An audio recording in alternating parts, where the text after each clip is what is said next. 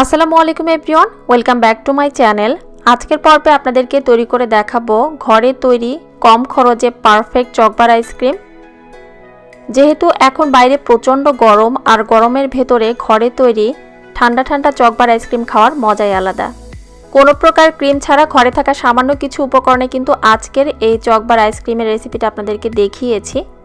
তো আশা করছি ঘরে তৈরি পারফেক্টলি চকবার আইসক্রিম তৈরির আজকের এই রেসিপিটা আপনাদের কাছে ভালো লাগবে। যদি চকবার আইসক্রিমের আজকের এই রেসিপিটা আপনাদের কাছে ভালো লাগে তাহলে প্লিজ ভিডিওটি শেয়ার করার অনুরোধ রইল। সেই সঙ্গে এই ধরনের সহজ এবং মজার সব রেসিপি পেতে প্লিজ আমার চ্যানেলটা সাবস্ক্রাইব করে পাশে থাকা বেল আইকনটিতে একটা প্রেস দিয়ে রাখবেন নতুন রেসিপির আপডেট পাওয়ার জন্য।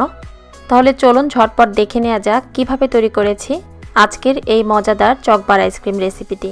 ভ্যানিলা আইসক্রিম এবং চকলেট এই দুটোর কম্বিনেশনে কিন্তু চকবার আইসক্রিমটা তৈরি করা হয়। তো প্রথমে আমরা তৈরি করব ভ্যানিলা আইসক্রিম। একটা পাত্রে দিয়ে দিচ্ছি 1 কাপ গুঁড়ো দুধ। ফুল ক্রিম গুঁড়ো দুধটা এখানে আমি দিয়েছি। তারপর দিয়ে দিচ্ছি পানি 2 কাপ। এরপর একটা হ্যান্ড হুইস্কের সাহায্যে একটু ভালোভাবে মিশিয়ে নিয়েছি। গুঁড়ো দুধের পরিবর্তে কেউ চাইলে এখানে তরল দুধ দিয়েও কিন্তু সরাসরি আইসক্রিমটা তৈরি করতে পারবে। হ্যান্ড হুইস্কের সাহায্যে গুঁড়ো দুধটা কিছুক্ষণ মিশিয়ে নেওয়ার পর এখন সামান্য পরিমাণে দুধ অন্য একটা বাটিতে তুলে নিয়েছি, কারণ এখানে সামান্য পরিমাণে আমি কর্নফ্লাওয়ার নিয়েছি। সেই কর্নফ্লাওয়ারের সঙ্গে তরল দুধটা দিয়ে দেওয়ার পর একটু ভালোভাবে মিশিয়ে নিব। কর্নফ্লাওয়ার এখানে নিয়েছি প্রায় 1 টিস্পুনের মতো। তরল দুধ এবং কর্নফ্লাওয়ার একসঙ্গে ভালোভাবে মিশিয়ে নেওয়ার পর এখন এটা সাইডে রেখে দিচ্ছি। তারপর চুলায় প্যানটা বসিয়ে দিয়েছি। চুলার আঁচটা মিডিয়াম থেকে বাড়িয়ে বেশ কিছুক্ষণ সময় নিয়ে অনবরত নেড়ে চেড়ে দুধটাকে আমি জাল করে নিচ্ছি।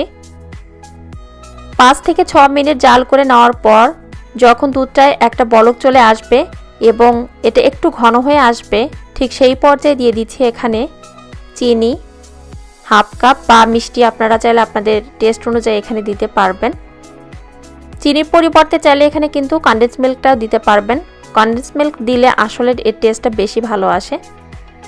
যেহেতু সবার ঘরে কনডেন্স মিল্কটা সব সময় থাকে না, তাই আমি চিনি দিয়ে আজকের এই আইসক্রিমটা তৈরি করছি। চিনি দেওয়ার পর দুধটা আরও একটু পাতলা হয়ে যাবে, সেই জন্য আরও কিছু সময় নিয়ে অনবরত নেড়েচেড়ে এখানে জাল করে নিচ্ছি। আর সব সময় নেড়েচেড়ে জাল করে নেওয়ার কারণে দেখবেন যে দুধের ওপরে একটা ক্রিমের মতো প্রলেপ পড়েছে, যার কারণে খেতে অনেক বেশি ভালো লাগবে। 2 কাপ দুধ জাল করে এখানে আমি প্রায় 1.5 কাপের মতো করে নিয়েছি। তারপর দিয়ে দিচ্ছি এখানে কর্নফ্লাওয়ার মেশানো সেই দুধের মিশ্রণটা। কর্নফ্লাওয়ার এর এই মিশ্রণটা দেওয়ার সময় কিন্তু চুলার আঁচটা একটু কমিয়ে দিতে হবে। কর্নফ্লাওয়ার এর এই মিশ্রণটা দিয়ে দেওয়ার পর আবারও হ্যান্ড হুইস্কের সাহায্যে অনবরত নেড়ে চেড়ে একটু জাল করে নিচ্ছি। কর্নফ্লাওয়ারটা কিন্তু এখানে খুব বেশি পরিমাণে দিলে খেতে ভালো লাগবে না, চেষ্টা করবেন এখানে 1 টিস্পুন কর্নফ্লাওয়ারটাই দিতে। কিছুক্ষণ এটাকে জাল করে নেওয়ার পর দেখবেন যে দুধের এই মিশ্রণটা আরও একটু ঘন হতে শুরু করেছে। চুলার আঁচটা কিন্তু এই পর্যায়ে মিডিয়াম থেকে কমানো আছে। আর এর কনসিস্টেন্সিটা কেমন হবে সেটা আপনাদের বোঝার সুবিধার্থে একটু দেখিয়ে দিচ্ছি। এটা খুব বেশি ঘন হবে না, আবার একদম পাতলাও হবে না। তো আপনারা একটু লক্ষ্য করে দেখুন, তাহলে বুঝতে পারবেন। তো ভ্যানিলা আইসক্রিমের জন্য মিশ্রণটা আমার রেডি হয়ে গিয়েছে। এখন এটা চুলা থেকে নামিয়ে নিব। তারপর বেশ কিছুক্ষণ সময় নিয়ে একটু নেড়ে চেড়ে এটা একটু ঠান্ডা করে নিব। আইসক্রিমের এই মিশ্রণটা যখন একটু ঠান্ডা হয়ে আসবে সেই পর্যায়ে দিয়ে দিচ্ছি সামান্য পরিমাণে ভ্যানিলা এসেন্স। খুব সুন্দর একটা ফ্লেভারের জন্য দিচ্ছি। ভ্যানিলা এসেন্সটা দিয়ে দেওয়ার পর আবারও ভালোভাবে একটু মিশিয়ে নিচ্ছি। তো ভ্যানিলা আইসক্রিমের জন্য বেসটা রেডি হয়ে গিয়েছে। আবার আইসক্রিমের এই মিশ্রণটা কিন্তু একেবারে ঠান্ডা করা যাবে না, কারণ ঠান্ডা হয়ে গেলে কিন্তু এটা আবার জমে যাবে, তো সেটাও কিন্তু লক্ষ্য রাখতে হবে।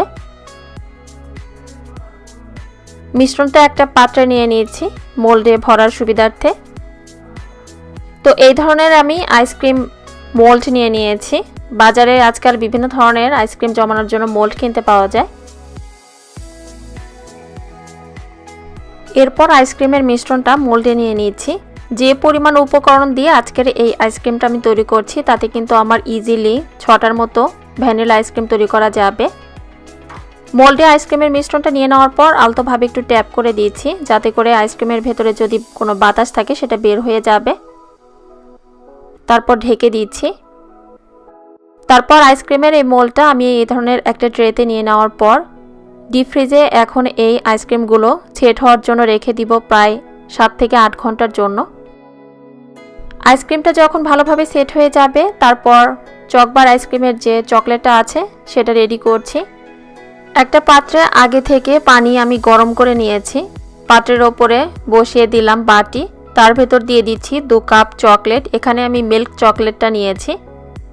পানির ভাপে এখানে চকলেটটা দেখবেন যে আস্তে আস্তে গলতে শুরু করবে।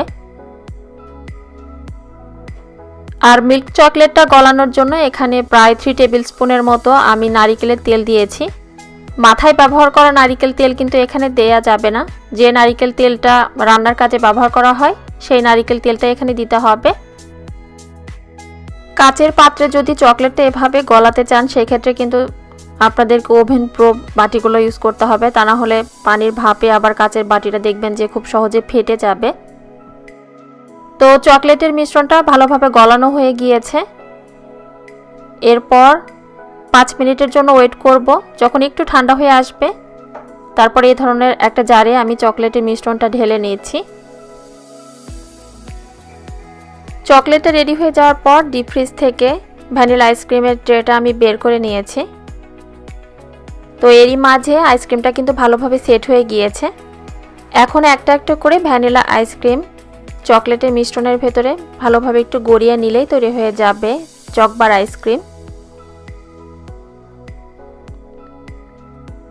আর চেষ্টা করবেন এই ভ্যানিলা আইসক্রিমটা আগে বের না করে যখন চকলেট সিরাপটা তৈরি হয়ে যাবে তারপর একটা একটা করে চকলেটের মিশ্রণে গড়িয়ে নিতে।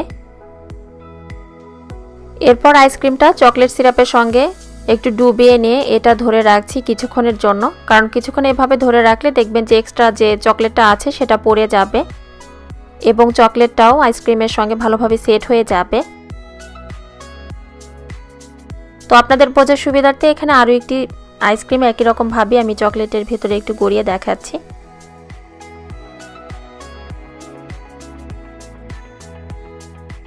তো এই আইসক্রিমের সঙ্গেও চকলেটের কোটিংটা ভালোভাবে লাগানো হয়ে গিয়েছে। আর দেখতে পাচ্ছেন এখানে চকলেটটা কিন্তু আইসক্রিমের সঙ্গে ভালোভাবে সেটও হয়ে গিয়েছে। এক এক করে এখানে সবগুলো আইসক্রিম একই রকমভাবে আমি চকলেটের ভেতরে গড়িয়ে নিয়েছি। তো চকবার আইসক্রিমটা খাওয়ার জন্য একদম রেডি হয়ে গিয়েছে। আপনাদের বোঝার সুবিধার্থে একটু কাছ থেকে দেখাচ্ছি যে এটা কতটা পারফেক্ট হয়েছে, আর খেতেও কিন্তু ভীষণ মজার হয়েছে। যেহেতু হুইপ ক্রিমটা বাড়িতে সবসময়ের জন্য অ্যাভেলেবল থাকে না, তো আপনারা চাইলে এইভাবে ঘরে থাকা সামান্য কিছু উপকরণে চকবার আইসক্রিমটা তৈরি করে নিতে পারেন। আশা করছি আজকের রেসিপিটা আপনাদের কাছে ভালো লেগেছে। রেসিপিটি ভালো লাগলে প্লিজ রেসিপিটি শেয়ার করার অনুরোধ রইল। সবাই ভালো থাকবেন, সুস্থ থাকবেন, আমাদের সবার জন্য দোয়া করবেন। আল্লাহ হাফেজ।